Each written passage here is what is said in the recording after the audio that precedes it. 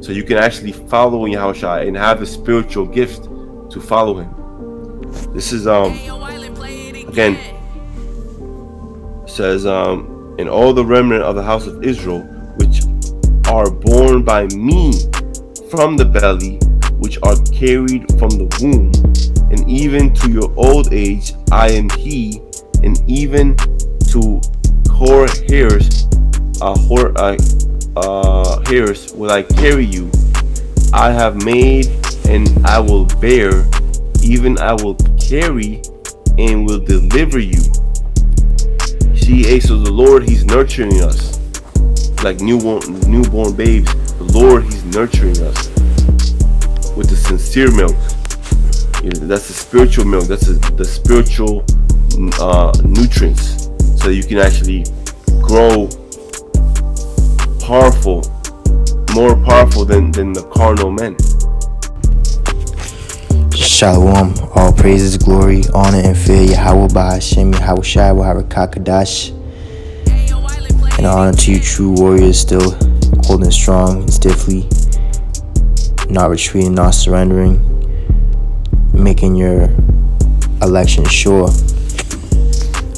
And we're basically making our, putting our stamp down for the kingdom, and we're basically like forsaking this life we have here, and it's beautiful with everything that's happened. You have these very, very strong winds out here in the northeast. Lava is still going, and it's beautiful. We're part of that. We're part of the elements, which these elements, you're not going to be wanting to be around it in the flesh. It's not going to make the flesh feel good. So same thing with this word. It doesn't make the flesh feel good, but when it comes to the spirit and the mind, it frees it. And that's what we're doing. We're being freed from this mortal flesh, this weak nature that weighs down.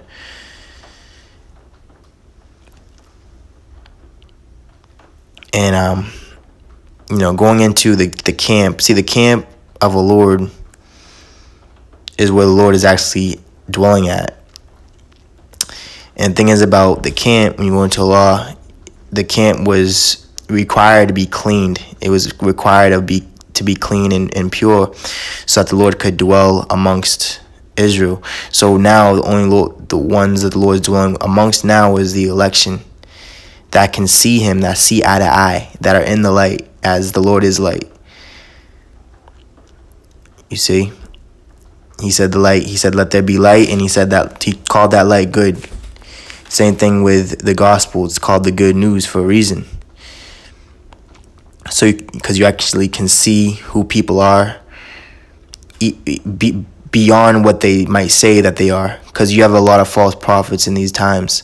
The Lord said many shall come in his name, deceive many. And we're seeing the deception of many people just following the crowd, going along to get along. This truth is not about getting along and being accepted. It's about being rejected of this generation. This generation is cursed. And the Lord said also to not take the accursed thing into your house or your tent. We go into the story of Achan a lot. Well, Achan, he got his whole household and family stoned and burnt to smithereens, man. Sirach 3 and verse 16, he that forsaketh his father is as a blasphemer, and he that angereth his mother is cursed of God, right? And guys want to be like, oh yeah, the elders are your fathers. It's Matthew 23 and 9, and call no man your father upon the earth, for one is your Father which is in heaven. Neither be ye called masters, for one is your master, even Yahweh Shai. So what's being really exposed right now is that a lot of men do not have Yahweh Shai. They don't have a head. They just have camp heads, and they call elders their masters, and they look up to these men, but these men don't look up to Yahweh Shai. And that's where the problem lies. And them not having Yahweh Shai, they're not going to get a solution. They're not going to get anywhere. They're shipwrecked. They're not able to get to the island, which the Lord said he's going to save the island. You see, the small city with the small sanctuary, which that's how it's like we are. It's like we're on an island, you know, in the spirit, you know. Sirach 3 in verse 17, my son, go on with thy business in meekness, so shalt thou be beloved of him that is approved. So we're beloved of Yahushua. Yahushua is approved. And that's what you have to be seeking after, the Lord's approval. You know, counting all this world and things of this world as dung, shit. But Yahushua as gain, that we might gain the Lord. It says, my son, go on with thy business and meekness. So we're going on with our business, which has nothing to do with Esau's money or his talents, his shekels, but the business of the Father, Yahweh, and drawing men to him. You know, there were certain times in the gospel when the disciples couldn't exercise and take a demon out of someone. So they had to bring him to who? To Yahushua, and he was able to. Yahushua said, he rebuked him. He said, how long shall I be with you and amongst you? You see? And that's why it's so more important to not only obey him when he is here, but so much more when he is not amongst us carnally. You see, that's why the Lord said to walk in the spirit, so you won't fulfill the lust of the flesh, because the flesh is your main enemy and priority you have to overcome, which is you and yourself. Look in the mirror, and then everything else comes after that. But guys, they want to look at camps and look at other men, but they don't even realize what they're doing. They're the beam that's in their own eye, because they're blind. They can't even see themselves in the mirror and what they're doing and saying. That's why the Lord said, Father, forgive them, they know not what they do. They don't even realize that the Father is the one that blinded them. And that's the perfection of the law, forgiving those even if they don't forgive you. So you don't have that sin dwelling in you. You cast that off from you. If your eye offend thee, pluck it off. Your hand, cut it off. Deuteronomy 23 and 14. And I'm going to say this too, man. Just looking at all the judgments, hearing the wind blow, and, just our senses are getting heightened. Judgment is at hand. I don't even want to talk, man. I don't even want to talk or speak. But it is vital. It's very important to the sheep out there that they hear the words of Yahushua through the men that actually is a friend and one with Yahushua. So it's very important that we speak in these times. The Lord said, keep not silence for a reason, because you have a lot of these wolves that are over here talking and blabbing, and the Lord needs something to combat that. And he doesn't need many. He doesn't need 2-hour videos in camps and 3-hour camps, 4-hour camps. A lot of guys, you're just wasting your time. A lot of guys, you're just as Esau, waste their way as he. They're doing all his work, doing all his building. They're talking all this talk. Oh, we're gonna do this. We're gonna do that. Oh, you have to get vaccinated. Oh, you have to do this. Blah blah. All this bullshit. But they're not gonna succeed because it's already preordained. It's already been written and it's playing out. So you have to have faith in the Lord, trust in the Lord with all your might, and lean not onto the flesh, lean not onto your own understanding. Deuteronomy 23 and 14. For Yahweh thy power walketh in the midst of thy camp, to deliver thee and to give up thine enemies before thee. Therefore shall thy camp be holy, that he see no unclean thing in thee, and turn away from thee. So if the Lord sees something unclean in you, that's not right, or a blemish or a spot, he's going to turn away from you. He's not going to dwell with you. He's not going to be in the midst of you. He's not going to give your enemies into your hands. Actually, he's going to have the enemies overcome you, you see? So this is why it's so important to be clean. Your thoughts have to be clean. Your mind, your spirit, what you think, your thought process. Now, this word unclean goes into nakedness, shame, implying shameful exposure, right? They're not covered by the blood of a lamb. That's why you have a lot of these elders in camps' heads saying, oh, we're not in the New Testament. We're not in the New Covenant. New Covenant and New Testament is one and the same. the new covenant, New Testament, new song, a new heart. This is all going into that. It's a process, but it begins with your thought. It begins with what you think, what you agree and what you would disagree with. And a lot of guys disagree with Yahushua and what he's saying right now. It goes into pudenda, indecency, improper behavior. Check that out. Exposed and undefended. And a lot of guys are not going to be defended in this time because they're not willing to defend the gospel. They're not willing to defend Yahushua. They're hiding themselves from Yahushua, but still using his name. That's why the Lord's going to say he never knew you. When you say, "Good," say, "Lord, Lord." He's going to say, "I never knew you." Because you use his name, you know his name, but you don't know the spirit or the Lord's mind and what he's thinking right now. Now, that's this word pudenda. Let me get this word pudenda. I've never heard this. This sounds Spanish. Wow. This goes into the word pudendum. Alright, pudendum or pudendum, right? Check this out. A person's external genitals, especially a woman's. Especially a woman. So a lot of guys are like women these days, man. Their emotions rule them. They're not ruled by logic or truth, but opinions. Their opinions, what they think, what they want, what feels good to them. They're sensual, they're devilish. We'll talk about women. All the wickedness is little but to the wickedness of a woman. But a lot of our men are as women. If it wasn't for the remnant, it would have been as Sodom and Gomorrah. You see, so the Lord, he commands the camp to be holy. Therefore, let me read that again. For the Lord thy God walketh in the midst of thy camp to deliver thee and give up thine enemies before thee. Therefore shall thy camp be holy, that he see no unclean thing in thee, and turn away from thee. You see that? So the camp of the Lord is with his few men that's scattered abroad in the flesh, holding their ground, holding their own, but in the spirit, they are in one mind. They are in the one faith, one baptism, one doctrine. Not doctrine of Great Millstone, not the doctrine of Sakari.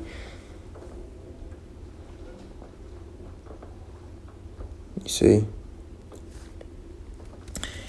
And when you go to Maccabees, this is what our forefathers was fighting for. They was continually in a fight, in a tug of war, in a struggle against the unclean, against the unholy of our people that were defiling the temple, making it a den of thieves and robbers, just like in the time of Yahushua, our master. We're not ashamed to call Yahushua our master, or tell the people listening to us to worship Yahushua. You don't gotta worship us. Hey, when Paul and the apostles were doing miracles and teaching the doctrine, going about preaching the gospel, you had certain cities and people, they would try to worship Paul and the apostles, and they would rebuke that spirit. They'd rip their shirt, their garments up. You see? And they would tell you not to worship them, worship men, and call themselves a mediator. No, they'd send you right to Yahushua. That's right, worship the Lord. Matter of fact, we're going to get that too in the book of Acts.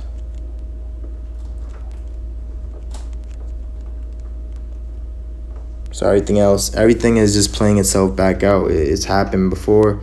It's happening over again. And those that have a pure mind and their mind is cleansed by the washing of the word, they're not offended. You know, they're in the spirit. They're willing to learn. They're willing to listen up, take heed. They're going to remember these things that happened in aforetime and past, and they're going to realize that's happening now in the present right now. All right.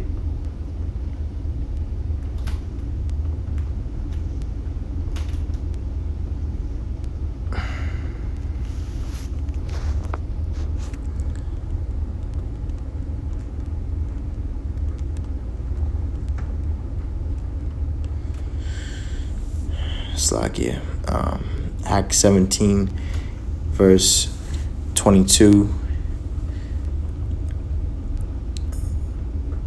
Matter of fact, let me start a little bit up. Acts 17.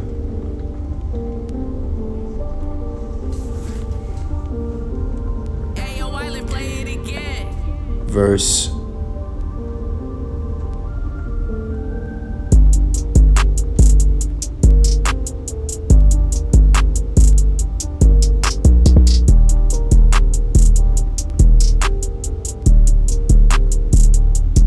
verse 16. Now while Paul waited for them at Athens, his spirit was stirred in him when he saw the city wholly given to idolatry, right? Worshipping of things made by men. A lot of these major famous camps and social media camps, they've been made by men. It's like an idol. You know, it's like a wood and stone. They just cover themselves with all this things that glitter and shine, but it's idolatry. They're not. The true worship is not established. It says, therefore disputed he in the synagogue with the Jews and with the devout persons, and in the market daily with them that met with him. Then certain philosophers of the Epicureans and of the Stoics encountered him, and some said, what will this babbler say? Others some, he seemeth to be a setter forth of strange gods, because he preached unto them Yahushai and the resurrection. So they thought it was a strange God that he was preaching Yahushai and the resurrection from the dead, from corruption, from uncleanliness. He wasn't preaching himself or his camp or his whatever, you know what I'm saying? He wasn't preaching a camp, you see? And this is the you know, like, this isn't like someone have an issue with someone, like, oh, we got beef. Well, this is the Lord, this is the meat the Lord was talking about. He said, I have meat, ye know not what of. So a lot of guys, you don't understand that the Lord has beef with his people. This is the meat, man. All right, the nation, the elderlies, the corrupt leaders of a nation that cause them to err, they don't bring them to the spirit of truth. And they took him and brought him unto Areopagus, saying, may we know what this new doctrine, you see, new doctrine, the new song, only the virgins, only those that have been cleansed and made pure can sing and bring out, whereof thou speakest is. For thou bringest certain strange things to our ears, we would know therefore what these things mean.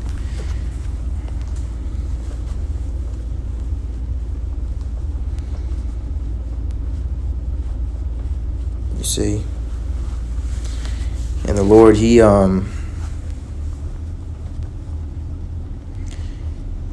they tried to worship them. They try to worship Paul and the apostles.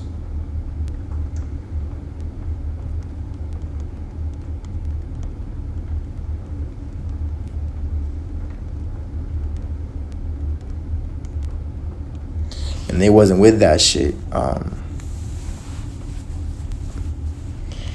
They wasn't with that. Acts 14.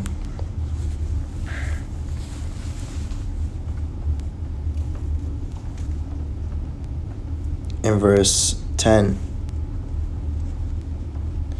and then I'm gonna move on. It says, Acts 14:9 says, then the same heard Paul speak, who steadfastly behold him, and perceiving that he had faith to be healed, said with a loud voice, stand upright on thy feet. And he leaped up, and he leaped and walked.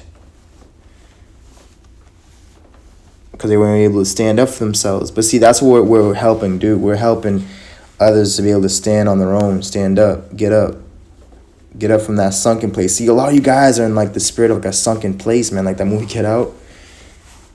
You know, they're like hypnotized, they're under like a spell, you know.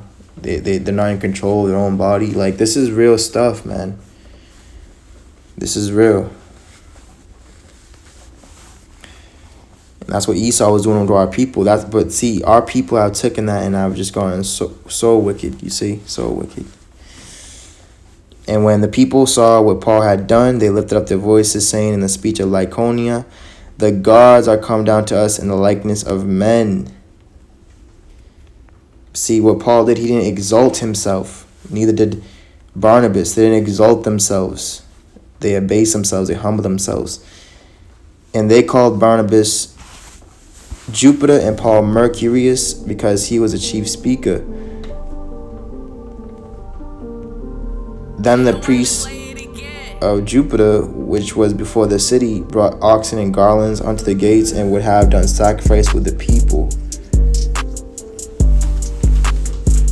which when the apostles Barnabas and Paul heard of, they rent their clothes and ran among the people crying out. And they wasn't like, yeah, you're supposed to worship, but yeah, that's right. No, you're only supposed to do sacrifice to the Lord, not to men. And saying, sirs, why do ye these things? We also are men of like passions with you, and preach unto you that ye should turn from these vanities unto the living God, which made heaven and earth and the sea and all things that are therein.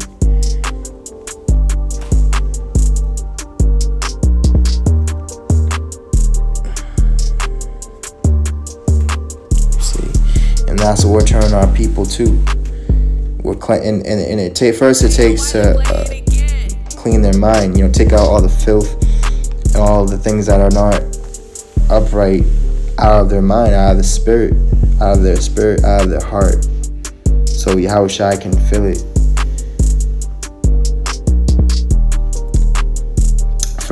Second Maccabees 10:1. And now Maccabeus and his company, the Lord guiding them, recovered the temple and the city. You see, so we're recovering the temple in the spirit. It says, but the altars which the heathen had built in the open street, and also the chapels, they pulled down, because they were exalting above Yahushua. You see, so we're doing that now through the spirit. We're pulling down all things that exalt themselves above the knowledge of Yahushua. And having cleansed the temple, they made another altar, and striking stones, they took fire out of them and offered a sacrifice after 2 years, and set forth incense and lights and showbread. When that was done, they fell flat down and besought the Lord that they might come no more into such troubles.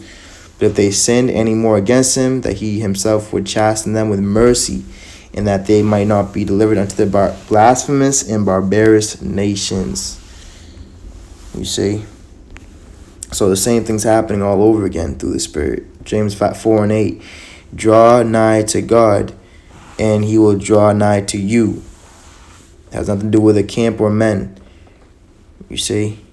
Cleanse your hands, ye sinners, and purify your hearts, ye double-minded, right? So your mind has to be single-minded. Your eye has to be single. You have to see how the Lord sees it, how Yahushua sees it. See? 10. Humble yourselves in the sight of the Lord, and he shall lift you up. So, Lord, he's going to lift you up if you humble yourself. You take heed. You humble yourself as a little child. You clean your way. You like the scriptures talk about. You have to be a newborn babe, the new covenant, newborn, born again. You see, you have to come out the womb, meaning come out the world, come out of the ways of this world. Genesis 17:1, and this is going into Abraham and the covenant of circumcision. And it's spiritual because circumcision is going to your privy part, which not everyone's supposed to see that. That's you see that, and the Lord's he created you, so it's spiritual. It's like a private. Anyways, and when Abraham was 90 years old and 9, the Lord appeared to Abraham and said unto him, I am the Almighty power. Walk before me and be thou perfect, and I'll make my covenant between me and thee, and I will multiply thee exceedingly. You see, in this covenant, which is the old covenant, but now it's of the spirits of the heart now. This is the everlasting covenant. When Yahushua spilled his blood, he gave up his life. That's when it went into effect, the new covenant. You see?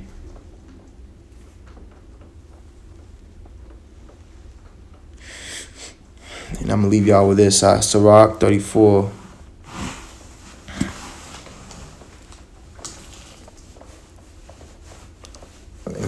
And 4, of an unclean thing, what can be cleansed?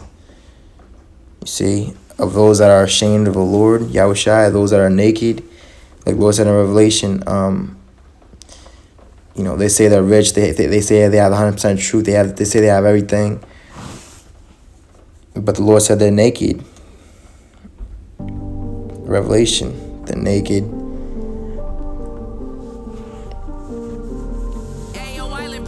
Miserable, wretched. You see, And from that thing which is false, what truth can come. Whew. Read that again. From that thing which is false, what truth can come, right? So guys that are false prophets, the truth, you ain't gonna get the truth from them. You're not gonna get Yahweh Shai from them, because the Yahweh Shai is not in them, in the midst of them, clean, and their mind ain't clean. They're not clean. The Lord's not there. So the only thing you're gonna get from these false prophets is what? A bunch of lies. A bunch of just soothsaying, telling you smooth things. That's the truth, yeah. See? But deep down, they're a liar, man. The Lord's not in them. The Lord has not sent them, yet they run.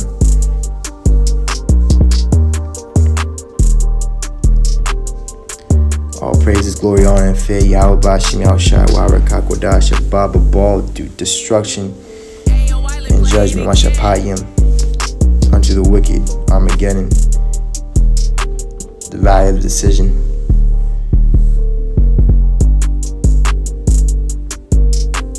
And the Lord's going to decide who's going to inherit the earth, who's going to inherit the grave, death, worms, corruption. But the poor, the meek, the lowly, those that have a contrite spirit, they're going to overcome corruption, death,